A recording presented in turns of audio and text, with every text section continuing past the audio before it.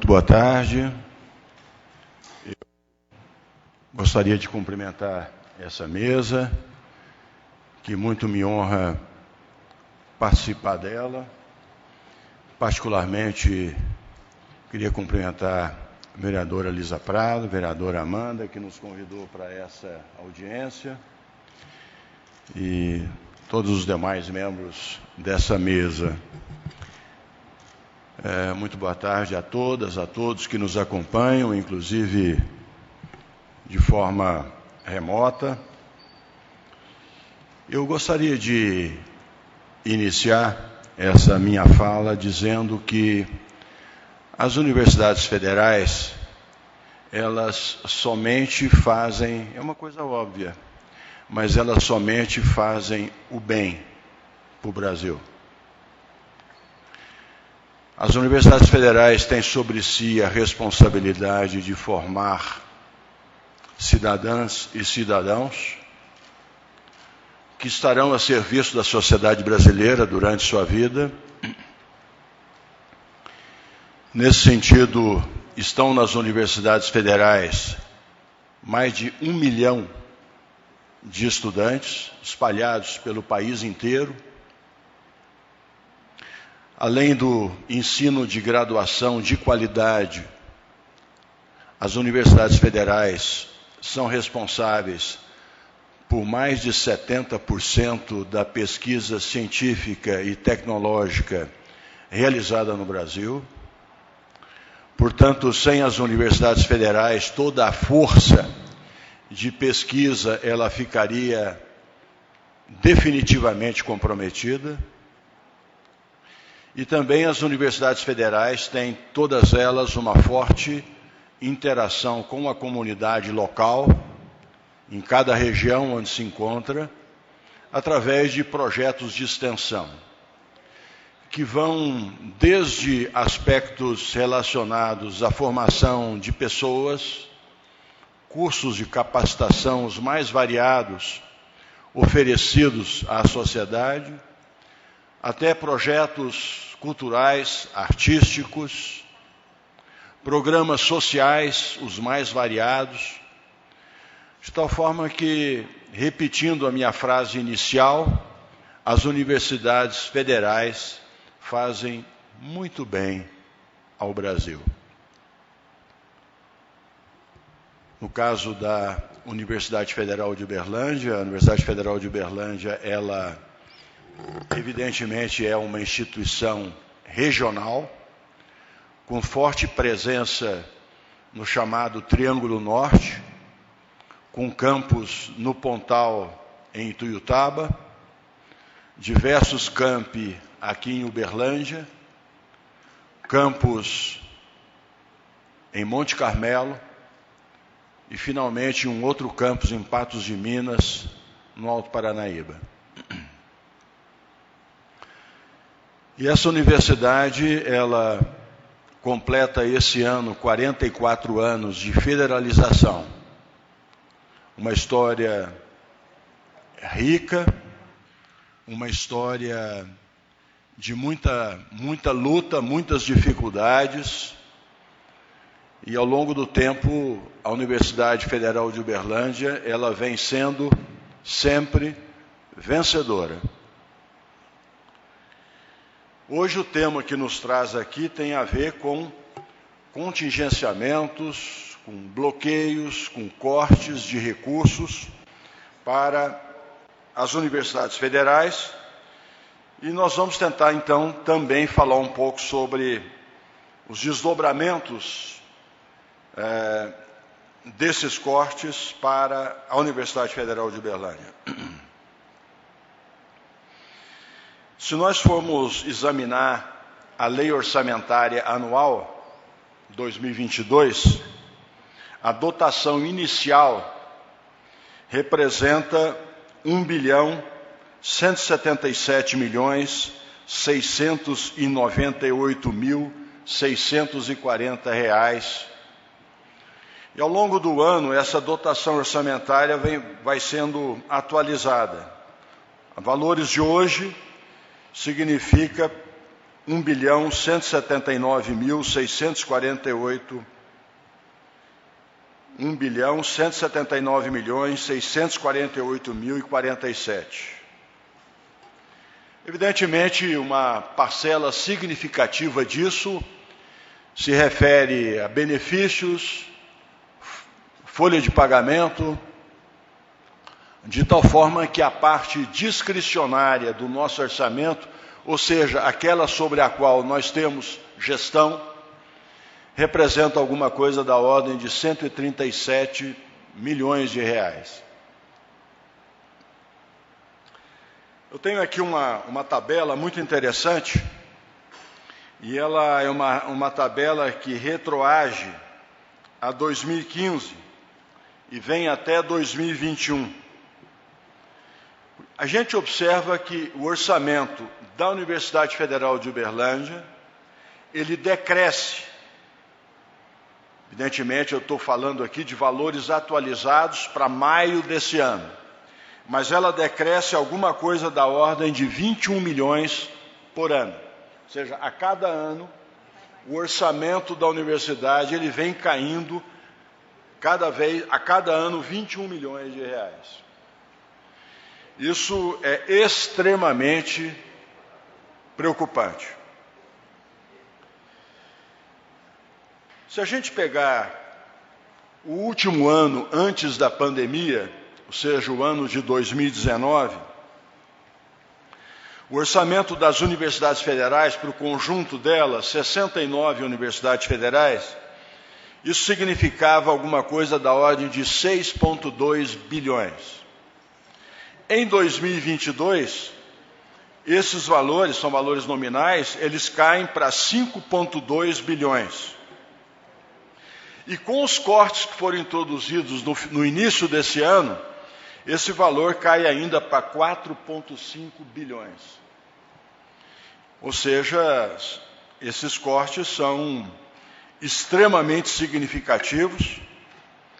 E é uma coisa curiosa, porque nós temos aí para os economistas uma situação muito interessante, porque as metas fiscais do país estão ok. Só que nós temos a questão do teto dos gastos. E fica parecendo, portanto, que as universidades públicas não cabem dentro do teto dos gastos. Enfim, qual é o prognóstico para a Universidade Federal de Uberlândia? Ao longo dos 2 anos de pandemia, foi possível que nós fizéssemos diversos ajustes para fazer face a esses contingenciamentos e reduções orçamentárias. Por exemplo, nós pudemos reduzir o nosso contrato de vigilância. Nós pudemos reduzir os nossos contratos de transporte. Nós pudemos reduzir os nossos custos com intercamp, com restaurante universitário, coisa dessa natureza. Só que, a partir de maio, a Universidade Federal de Uberlândia, ela retoma 100% as suas atividades presenciais. E aí, aquilo que havíamos inicialmente cortado, tem que ser novamente revisto. Como é que nós não vamos garantir a necessária segurança, que já está no limite do aceitável? Como é que, num contexto ainda de pandemia, nós vamos fazer cortes ainda mais na limpeza, que é exatamente um item extremamente importante para que os ambientes que frequentamos sejam seguros? Então, esse ano de 2022 tem sido extremamente desafiador. Por isso mesmo, qual é o prognóstico, se nada acontecer? Primeiro, que eu creio, eu conversei hoje, por um bom tempo, com o nosso pró-reitor de Planejamento e Administração. Ou seja, é a pessoa da gestão superior que lida com esses números diariamente. Ele me diz o seguinte: não há mais o que ser ajustado. O que podia ser feito para ajustar aqui e ali, já foi feito. Por exemplo, outro dia me perguntaram sobre, não haveria como reduzir luz elétrica? Gente, nós substituímos todas as lâmpadas do nosso campus por iluminação com LED, através de um projeto financiado pela CEMIG. Estamos com uma planta de energia solar instalada, conseguimos reduções significativas nas nossas despesas com energia elétrica. Não há mais o que possa ser feito. Bom, o que nós temos ainda que poderá ser visitado diante de uma necessidade extrema? Nós temos contratos por demanda. Por exemplo, nós temos uma empresa que presta serviço de pintura. Tem outra empresa que presta serviço para a recuperação de telhados. A estação de chuvas, ela vem lá para o final do ano. Então, é claro, esses contratos eles são usados à medida que nós precisamos deles. A gente pode, reitor baixa uma portaria e fala, a partir de hoje ninguém pinta nada, ninguém recupera telhado de nada, não faremos mais manutenção predial. Nós sabemos as consequências disso. Cada vez que eu deixo de fazer uma manutenção predial, o reparo futuro é muito mais custoso. Então, é o que existe hoje, são contratos por demanda. Outros contratos que nós temos, alguém poderia imaginar que nós poderíamos mexer, são contratos de mão de obra. Recepcionistas, porteiros, vigilantes, pessoal de limpeza, etc., etc. Pessoas físicas, que já foram extremamente penalizados, são terceirizados. Porque os contratos, muitos contratos venceram durante a pandemia, e no momento que esses contratos foram reativados, essas empresas terceirizadas ofereceram aos trabalhadores salários inferiores aos valores praticados em 2019. Ou seja, os nossos trabalhadores terceirizados têm sido bastante penalizados. Então, é o que existe aonde poderia alguém pensar que haveria aqui um espaço, né, para algum acerto, algum ajuste. E tem duas bombas relógio. A expressão não é minha, a expressão é do pró-reitor que eu mencionei. Essas duas bombas relógio, que uma hora a universidade vai ter que resolver, são: o nosso parque de informática está obsoleto. São computadores adquiridos aí entre 2010 e 2012, por exemplo, na Vila Digital. E eu estou trazendo aqui uma pergunta concreta que um diretor de unidade acadêmica nos trouxe por esses dias: como é que vai fazer com os computadores da Vila Digital que não admitem mais atualização de software? O computador precisa ser renovado. Parêntese, em qualquer empresa privada atual e que precisa permanecer atualizada em termos de recurso de informática, renova o parque de informática a cada 3, 4 anos. Ora, nós somos uma universidade federal que faz ensino, pesquisa e extensão, que tem computadores adquiridos em 2010, 2012, trabalhando ainda com todas as restrições de atualização que eu acabo de mencionar. Então, é uma bomba relógio. Isso é uma bomba. Em algum momento, vai pressionar o nosso orçamento. A outra bomba com a qual nós vamos ter que, daqui para frente, lidar, e já estamos lidando numa certa medida, os contratos da universidade, todos eles de terceirização de serviços, os mais variados, etc., eles têm data de vencimento. No momento que o contrato vence, eu tenho que fazer um novo processo licitatório. E o que nós temos identificado?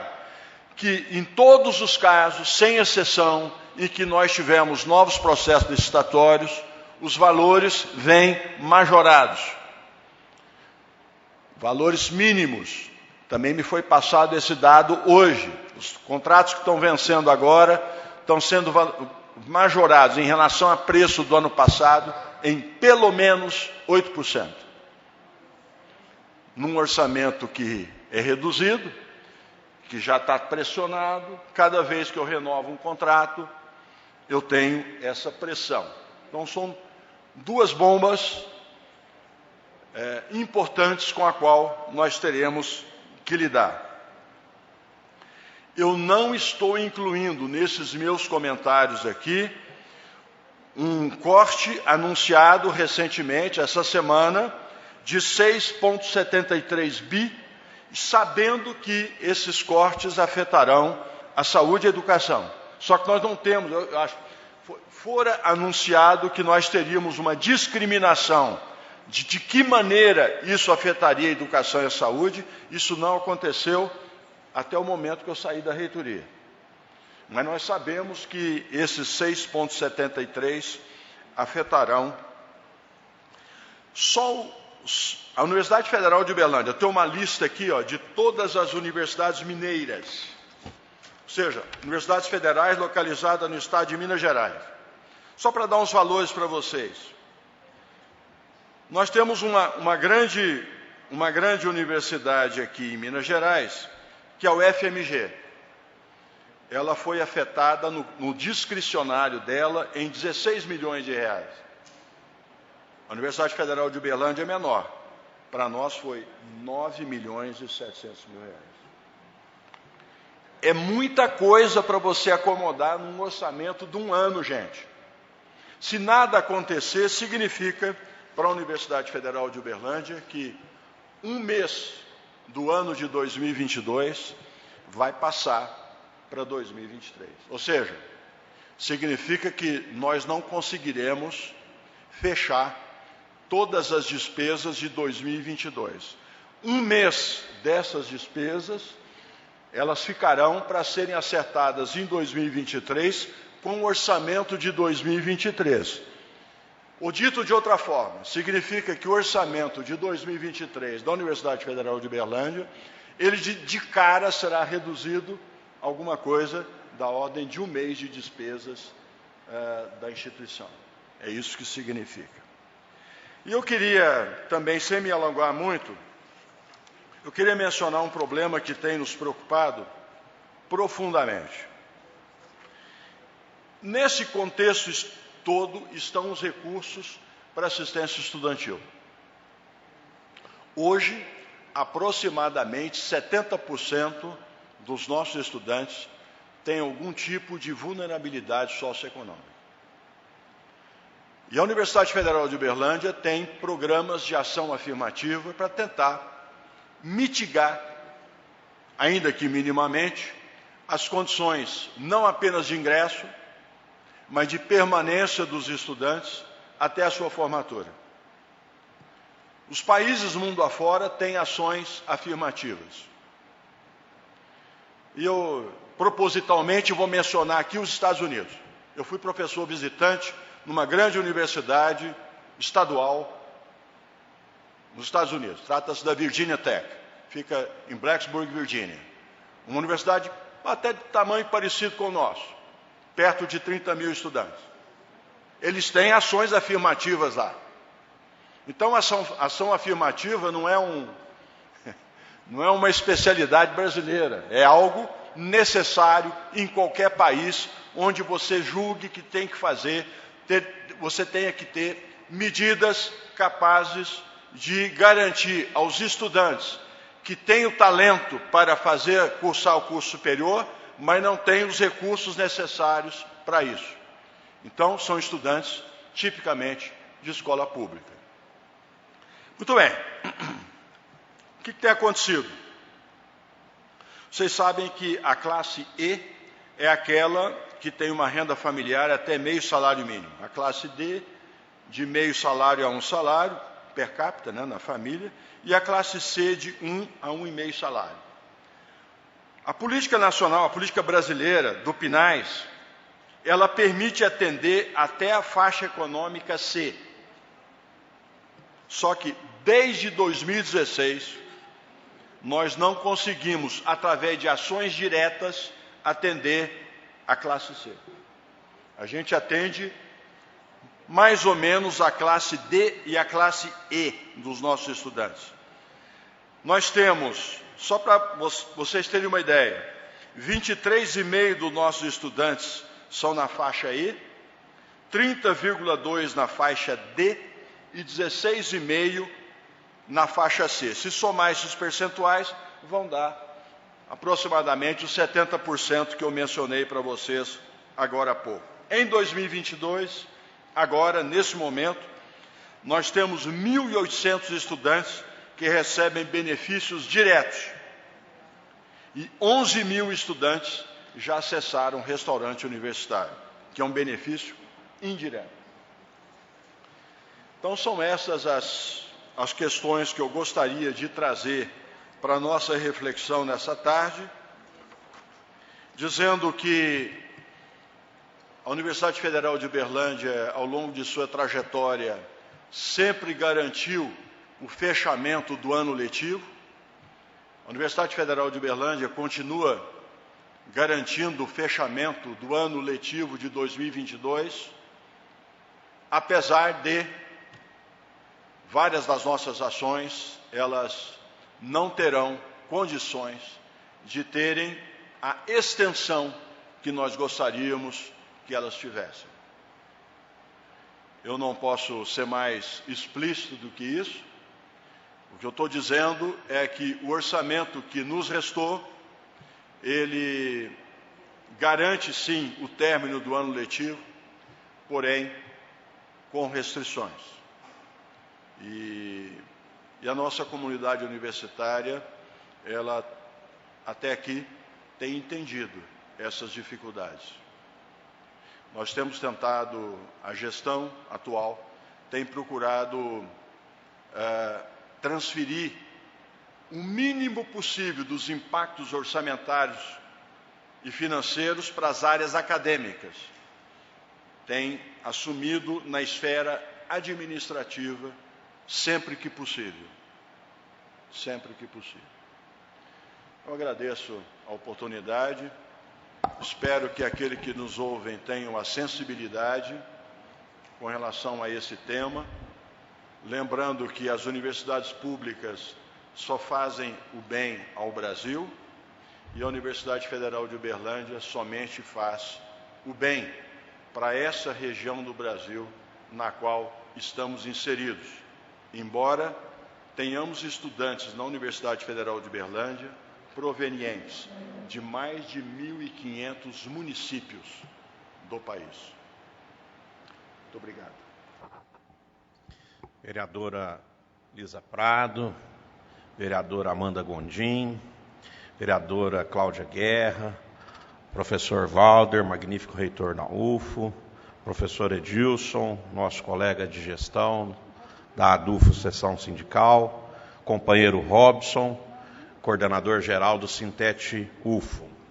Primeiramente, eu gostaria de agradecer a acolhida deste espaço, dessa Câmara Municipal, e aí eu faço principalmente na pessoa da vereadora Amanda Gondim, porque recebeu a demanda da ADUFO para que organizássemos esse evento, e então pôde encaminhá-lo aí no formato de uma audiência pública junto a esta Comissão de Direitos Humanos, que é presidida pela nova vereadora Lisa Prado.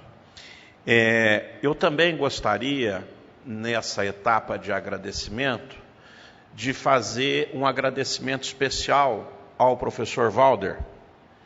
E a gente sabe aqui que pela impositura dos cargos que ocupamos, em muitas vezes, talvez na maioria das vezes, nós estejamos em trincheiras diferentes, para não dizer opostas, né? Porque os cargos nos impõem tal condição. Mas eu quero dizer que a presença do professor Valder aqui hoje, ela, com certeza, pelo que a gente já apurou, ela foi uma presença que se deveu muito a determinação, ao discernimento, professor Valder, de entender que debater política, a mais destilada política em tempos eleitorais, não deveria ser impedimento, deveria ser, nobres vereadoras, imperativo. O povo tem direito à informação.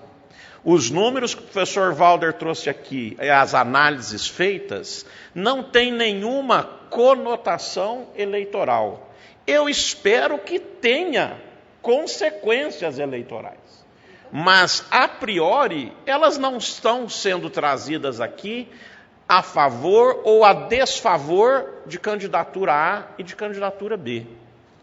Então, eu digo aqui que o professor Valder teve que ter muito discernimento para enfrentar forças que a gente sabe que estão vindo dos órgãos governamentais, que no nosso entendimento são forças escusas, que nós estamos usando aqui esse espaço privilegiado, inclusive para denunciar, para dizer que a ADUFO, seção sindical, e eu entendo pela história de luta do Sintete-UFO, que aqui está na pessoa do companheiro Robson, também deve se irmanar no combate dos entendimentos, das cartilhas enviadas por e-mail, dos ofícios com interpretações de lei, como se o funcionalismo público, nobres vereadoras, não tivesse capacidade de ler e entender a lei. Mas nós temos aí determinados órgãos governamentais que sabem do desserviço que este governo federal tem prestado à sociedade brasileira, e agora, no momento eleitoral, eles querem calar o debate político, querem calar a universidade, detentora de autonomia constitucional, no artigo 206 da Constituição. 207, muito obrigado, professor Edilson. Então, nós estamos aqui também fazendo essa denúncia. Nós vamos combater isso, nós vamos ao Ministério Público, nós vamos discutir, junto com o Ministério Público, a própria função da AGU, que se tornou escancaradamente órgão de governo e não órgão de Estado. Se é órgão de governo, o governo passa, mas nós somos servidores do Estado e nós vamos permanecer. A essência da universidade há de permanecer, como disse o professor Valder. E aí, eu queria dizer que o professor Valder fez aqui também um exercício, né, de postular aí onde é que a gente poderia até cortar mais gastos, né? E ele disse, olha, o pró-reitor já falou que não tem mais onde cortar gastos. E ele também citou a emenda do teto, né? Essa emenda do teto nos colocou um teto que esmaga as nossas cabeças, né? E a gente já previa isso. Todos os debates que a gente fez, quando essa emenda foi colocada, ela já previa que isso ia acontecer. É um teto que não nos cabe embaixo, porque ele é um teto ultra baixo. E eu queria também conclamar o professor Valder, como dirigente da nossa universidade, que a gente diga isso com todas as letras. O que ele disse aqui, nós não temos mais onde cortar gastos. Nós não vamos assumir esse ônus. Tem um escritor americano que cunhou uma frase muito interessante. Se você acha que a educação é cara, experimente a ignorância. É disso que nós estamos falando. Nós não temos que nos preocupar, com todo respeito ao dinheiro público, ao erário, nós não temos que nos preocupar em fazer uma educação barata. A educação de qualidade é cara. Eu quero para as minhas filhas uma educação de qualidade, professor Edilson. Custe o que ela custar, ela tem que ter qualidade. E é isso que nós estamos aqui. E, aliás, essa é uma função estatutária do ANDE, Sindicato Nacional, e regimental da ADUFO, seção sindical. Coloco uma pressão que foi dita com outro enfoque aqui na fala do professor Valder, que também está sobre nossos ombros e nossas cabeças. É agora nova pressão do famigerado ensino remoto, vereadora. Porque como a gente saiu de uma fase de ensino remoto, fica sempre a seguinte comparação. Ora, já que vocês estão sem dinheiro, voltem ao ensino remoto. O ensino remoto é uma tragédia. Se as senhoras tiverem dúvida, conversem lá com estudantes da Universidade Federal de Uberlândia, como eu converso em sala de aula. A avaliação é deles. Perguntem a tragédia que eles estão vivendo, inclusive agora para enfrentar uma readaptação ao ensino presencial. Então temos mais esse problema, porque parece estar arquitetada para as universidades públicas uma planificação perfeita. Já que vocês botaram aí dentro da universidade pública os pobres, os pretos, né, os desvalidos que precisam da bolsa de permanência, que a vereadora Amanda falou, nós temos o plano perfeito para eles. Nós vamos dar para eles e para elas ensino remoto, educação de segunda qualidade. E nós vamos deixar reservado para as caras universidades particulares, aí de novo o privilégio dos ricos, o ensino presencial. Escrevam isso. Se o ensino remoto persistir nas instituições públicas, este será um grande trunfo para os empresários da educação privada aproveitarem, oferecerem um caríssimo ensino presencial para inverter a lógica de hoje, em que a qualidade está na escola pública, eles vão passar a querer a qualidade na particular e deixar um ensino remoto de segundo nível para os pobres alunos e alunas. Encaminhando agora para o final, eu queria dizer o seguinte: tem uma outra questão muito ligada ao sindicato, professor Edilson, que às vezes é pouco lembrada, porque o professor Valder sabe muito bem disso. As funções do docente ou da docente na UFO são fazer ensino, pesquisa, extensão e gestão. Pois bem, a cada corte orçamentário, a cada contingenciamento desse que nós vivemos, nos são retiradas condições de trabalho.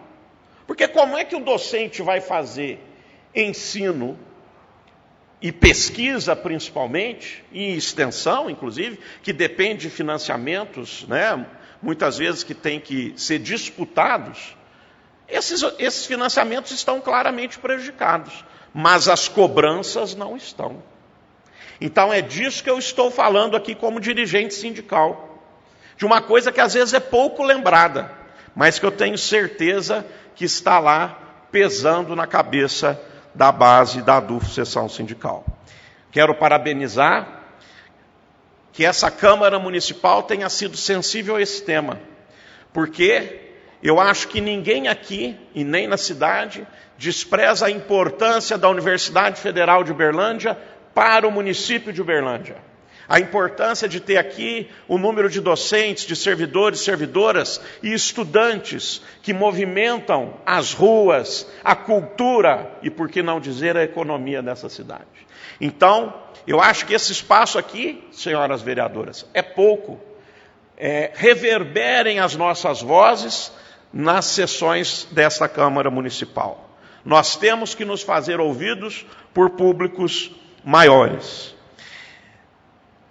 Então, novamente com esse agradecimento, eu queria dizer que a todos os órgãos da UFO que têm dados disponíveis, inclusive nosso valoroso CEPS, do professor Clésio aqui presente, né, que tem dados disponíveis e tem sido constrangido por regras inadequadas, superiores, quando eu digo superiores do governo federal, de entendimentos de procuradores de plantão, que as redes da ADUFO, e eu acredito que do Sintete, estão disponíveis para divulgação, para o debate político, para a difusão da verdade que se opõe às mentiras disparadas por um determinado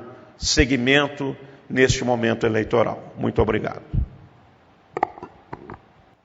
Muito obrigado, vereadora Amanda, vereadora Lisa Prado, vereadora Cláudia Guerra, meu presidente, professor Sidney, magnífico reitor da UFO, professor Valder, e também Robson, dirigente do Sindicato dos Técnicos Administrativos. Eu vou começar aqui minha intervenção citando o caput do artigo 37 da Constituição Federal, que diz assim: a administração pública direta e indireta de qualquer dos poderes da União, dos estados, do Distrito Federal e dos municípios obedecerá aos princípios da legalidade, impessoalidade, moralidade, publicidade e eficiência. Por que eu começo com essa citação? Porque eu não sou gov. Os meus colegas de universidade sabem do que eu estou falando. O governo federal empurrou a goela abaixo sobre nós e contra nós uma plataforma digital, sou gov. Devia ser, no mínimo, sou Estado.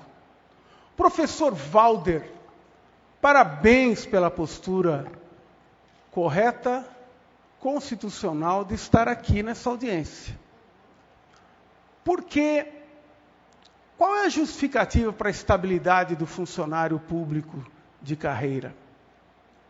Ele é funcionário do Estado, não é do governo de plantão.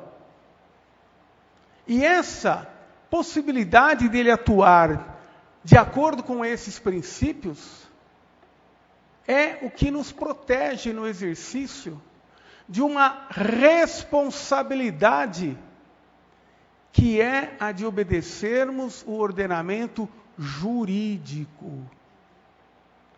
Desculpe minha expressão chula, mas quando a vice-coisa do subchefe, eu fui até educado agora, né, doutor José Carlos? Quando a vice-coisa do subchefe primeiro nos trata como imbecis, como se nós não soubéssemos e pudéssemos nos eximir do conhecimento da lei. Cartilhas,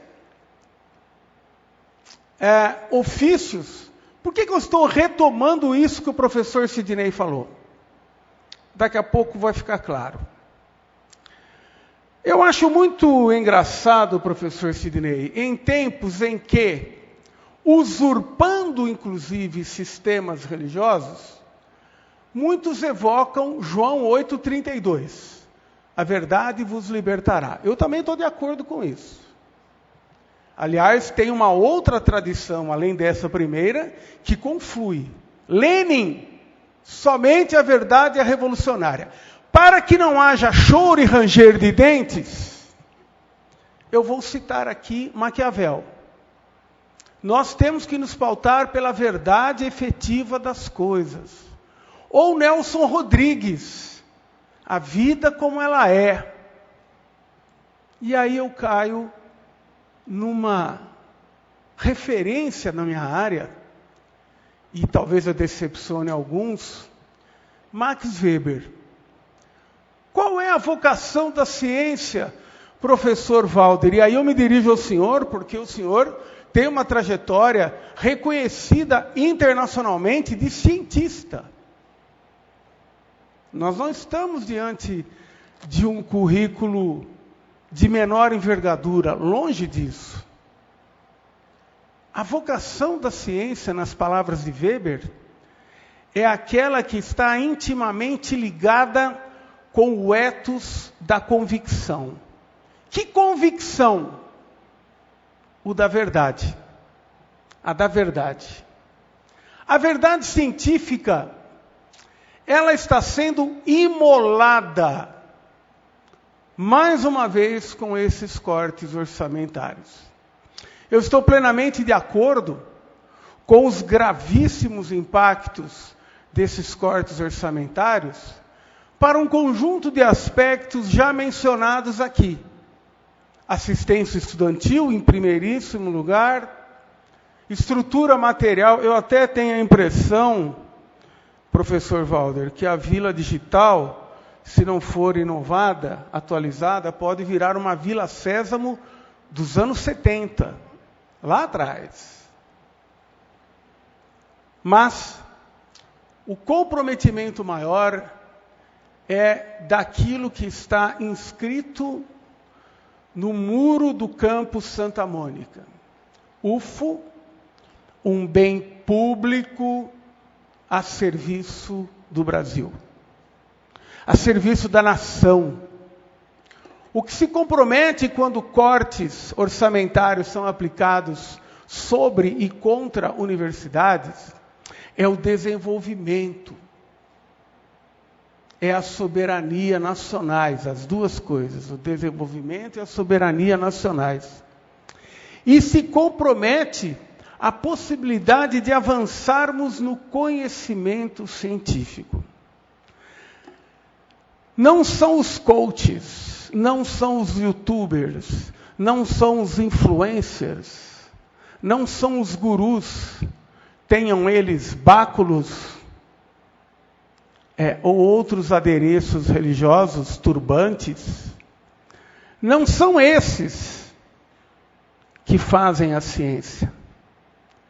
É a materialidade de parte daquilo que a sociedade produz e que não se realiza como reinvestimento na produção, como lucro, como juros, como salário direto para o produtor direto, mas financia um importante setor, sem o qual, da ciência básica à ciência aplicada, não há ciência, não há desenvolvimento, não há soberania.